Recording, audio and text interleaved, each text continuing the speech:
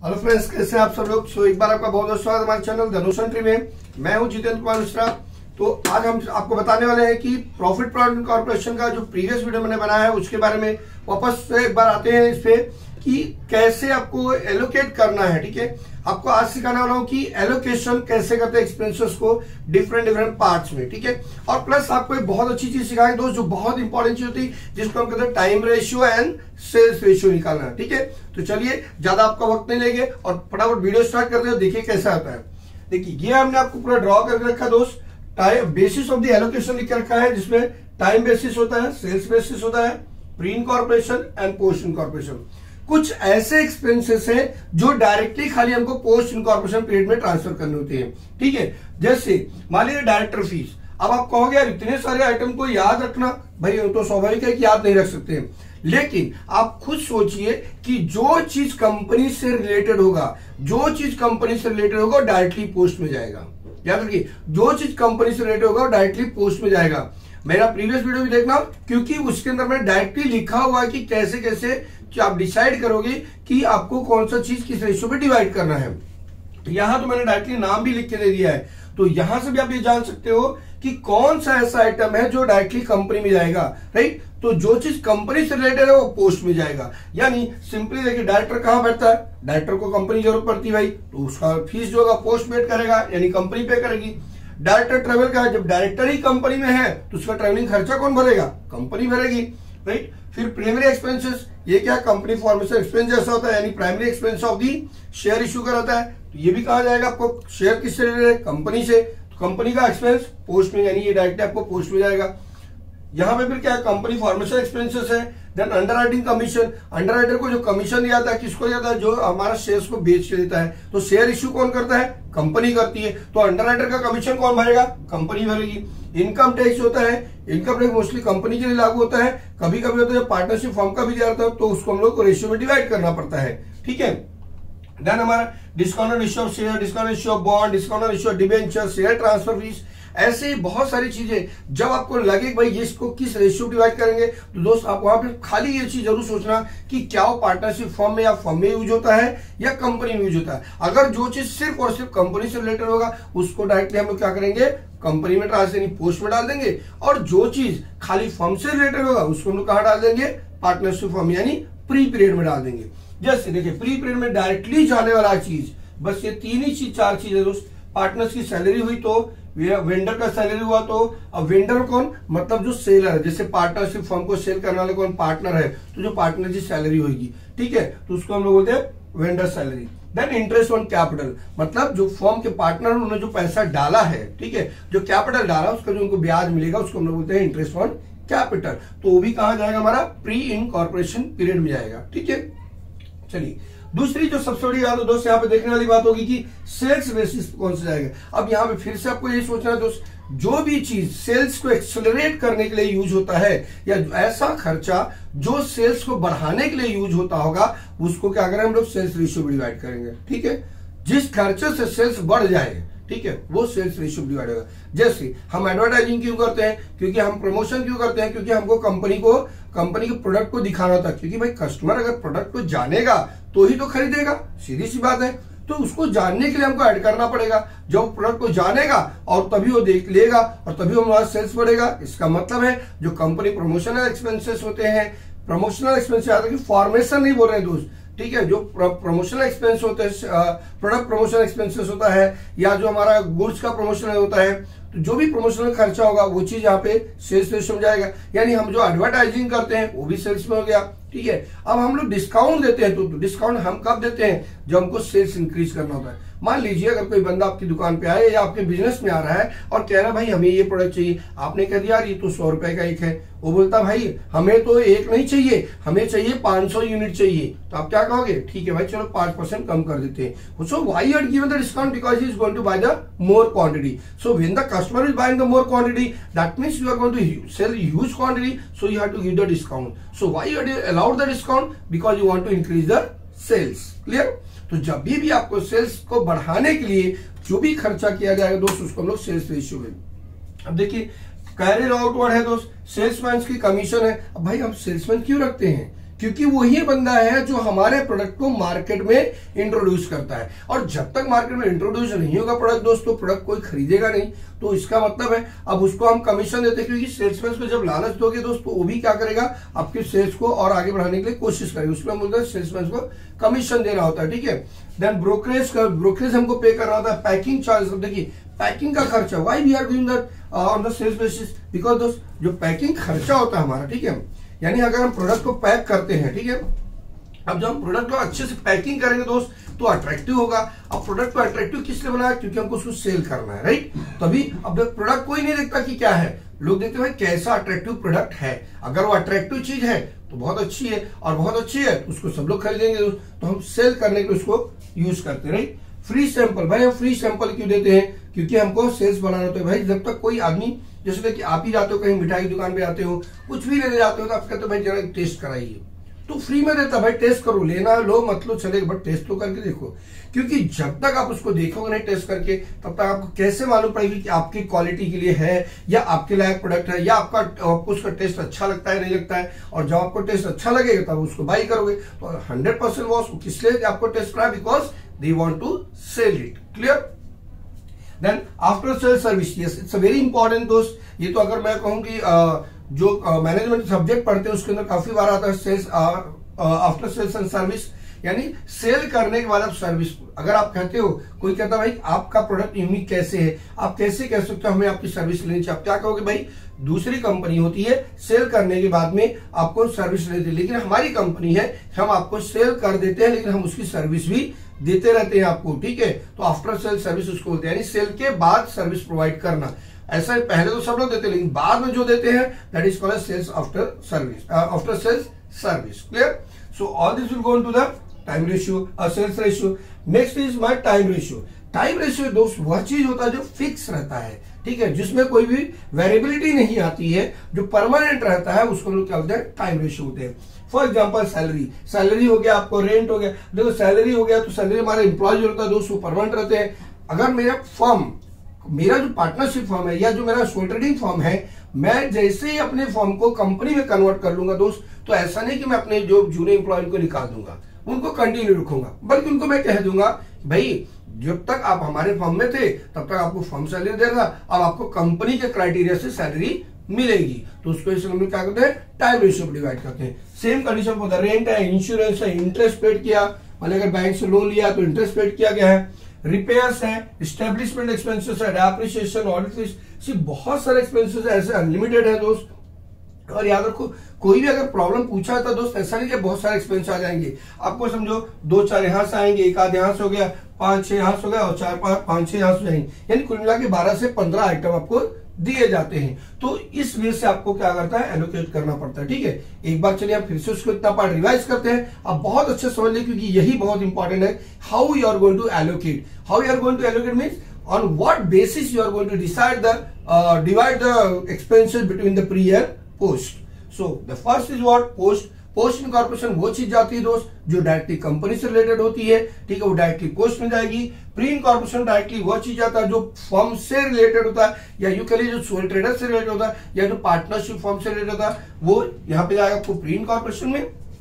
Then on the sales basis पे हम उस चीज को डिवाइड करते हैं जो सेल्स को इंक्रीज करने के लिए या सेल्स को एक्सेलरेट करने के लिए या सेल्स को बढ़ाने के लिए जो एक्सपेंस यूज होता है उसको हम लोग सेल्स रेशियो पे डिवाइड करते हैं, ठीक है। देन टाइम बेसिस पे, बट अब समझ लीजिए कि इतना सारा चीज हो गया, अब जो बच गया भाई वो सारा चीज टाइम रेशियो पे जाएगा। बट जब भी रहे दोस्त प्लीज एक बार आप जरूर इंस्ट्रक्शन पढ़ लिया करिए, नीचे इंस्ट्रक्शन दिया था यानी जो एडजस्टमेंट दिया था उसको पढ़ना है, क्योंकि कभी कभी होता है जिससे ट्रेवलिंग एक्सपेंस किया गया, हमको पता है सेल्स रेशियो भी आता है, हमें पता है वो सेल्स रेशियो भी आता है, लेकिन वो कहता नहीं हमारा जो खाली 24,000 या 40,000 सेल्स से रिलेटेड है, बाकी जो हमारा अदर है, अदर मीन्स व्हाट, जब सेल्स चला गया दोस्त बचा कौन, टाइम बेसिस है। यानी अगर मेरा 80,000 दिया है, सपोज कीजिए अगर ट्रेवलिंग एक्सपेंस 80,000 दिया दोस्त, उसमें से आपका ट्रेवलिंग एक्सपेंस कितना चला गया, मान लीजिए कहते हैं 40,000 मेरा सेल्स रिलेटेड है, तो 40,000 आपका सेल्स से रिलेटेड है दोस्त, तो बचा हुआ किससे होगा, टाइम से रिलेटेड। समझ गया, अगर 80 में से 40 आपका सेल्स का हो गया तो बचा हुआ बोल दिया भाई टाइम हो गया, यानी 40,000 आपको टाइम रेशियो जाएगा तो 40,000 आपको सेल्स रेशियो पे, ठीक है। अगर मान लीजिए 84,000 है, बोलता है 24,000 मेरा सेल्स प्रमोशन है, तो ठीक है भाई 24,000 का अगर सेल्स रेशियो, बाकी 60,000 किस पे जाएगा, टाइम रेशियो पे। तो ऐसे कभी कभी आपको एडजस्टमेंट देते हैं दोस्त, उसको फॉलो करना पड़ेगा। अगर आपको एडवर्टाइजमेंट हो गया, मान लीजिए एडवर्टाइजमेंट हो गया, अब एडवर्टाइजमेंट को कभी कभी क्या करते हैं वो लोग, आपको बोल देते हैं कि भाई ये मंथली है। भाई जब जो चीज मंथली हो गई तो फिक्स हो गया, फिर तो फिक्स हो गया। जैसे आप कहते भाई हमने होर्डिंग लगाने के लिए 2,000 रुपया मंथली पेड किया, बराबर, तो 2,000 जब हमने मंथली होर्डिंग लगाने के लिए पेड किया, हर महीने का जा रहा है, इसका मतलब वो फिक्स है कि 2,000 अपने को देना ही है। तो उतना पार्ट तो किस पे चले जाएगा, अपना टाइम रेशियो। बचा हुआ पार्ट जो होगा दोस्तों सेल्स रेशियो पे जाएगा। ठीक है, क्लियर है होती चीज। तो आई थिंक आपको सारी चीज क्लियर हो गई। अब रही बात दोस्त रेशियो निकालते कैसे हैं। तो सबसे पहली बात दोस्त, टाइम रेशियो जो हम कैलकुलेट करते हैं, इसमें हमें 3 बातों का ध्यान रखना होता है। स्टार्टिंग डेट होता है। अब स्टार्टिंग डेट को कभी कभी वहां पे वर्ड लिखा था W.E.F। W.E.F का मतलब होता है विथ इफेक्ट फ्रॉम। क्या वर्ड है वो, विथ इफेक्ट फ्रॉम, मतलब यहां से चालू हुआ है इस करंट फाइनेंशियल ईयर में। क्लियर, यहां से चालू हुआ इस करंट फाइनेंशियल ईयर में। फॉर एग्जांपल अगर वो 1/4/2019 से चालू हुआ, बराबर, अब कहते हैं कि भाई वो इनकॉर्पोरेट हो गया। कभी इनकॉर्पोरेट हो गया, मान लीजिए 1 अगस्त को इनकॉर्पोरेट हो गया, 1/8 को आपको इनकॉर्पोरेट हो गया, 1/8/2019 को इनकॉर्पोरेट हो गया। अब कहते हैं भैया ईयर एंडेड कितना है, तो ईयर एंडेड आपको मिल जाएगा 31/3/2020 का।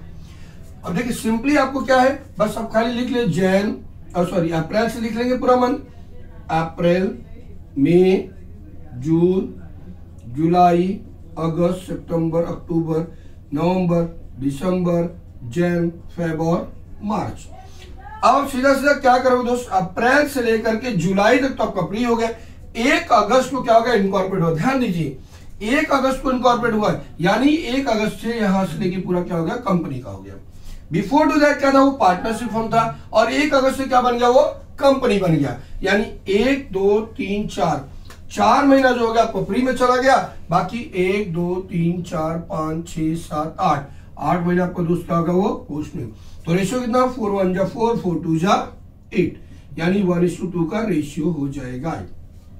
क्लियर हुआ चीज, देख लीजिए। बस खाली इतनी 3 डेट ढूंढनी है, बाकी कोई भी डेट आपको दिया रहेगा। यानी बोलते कमेंसमेंट ऑफ बिजनेस को कभी कमेंसमेंट करता है, उससे टाइम रेशियो से कोई लेना देना नहीं होता है। आपने इनकॉर्पोरेट कब हुआ, ये बहुत इंपॉर्टेंट है। जिस दिन आपको रजिस्ट्रेशन मिला वो दिन बहुत इंपॉर्टेंट है, ना कि आपका कमेंसमेंट डेट। कमेंसमेंट डेट से अपने कोई लेना देना नहीं होता है। चलिए अब सेल्स रेशियो का दोस्त एक आपको एग्जांपल देते हैं। देखिए सेल्स रेशियो कैसे होगा, ठीक है। तो सेल्स रेशियो के लिए देख लेते हैं हम लोग कैसे सेल्स रेशियो निकालेंगे दोस्त। बहुत डिफिकल्ट सेल्स रेशियो भी सिखाऊंगा, बहुत इजी सेल्स रेशियो भी सिखाऊंगा, जैसा आपको लगेगा उसको देखिए कैसे रहता है, ठीक है। तो आज मैं आपको सबसे पहले बस एक सेल्स रेशियो बताने जा रहा हूं, जिसमें आप पहले देख लीजिए सेल्स रेशियो कैसे कैलकुलेट करते हैं, ठीक है। मान लीजिए अगर आपको ऐसा ट्रांजेक्शन दिया है, द सेल्स अमाउंट ₹96 लाख, या जो भी दे दो दोस्त, 9,60,000 जो भी दे दे, इससे अपने कोई मतलब है, या चलो 96 लाख दे दिया, ठीक है, 96 लाख डाल देते हैं, 96 lakh. It arrows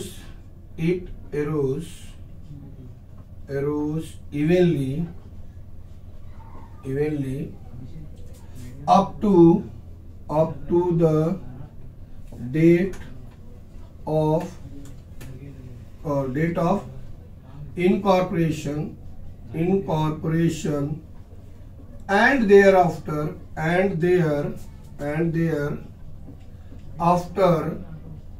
it increases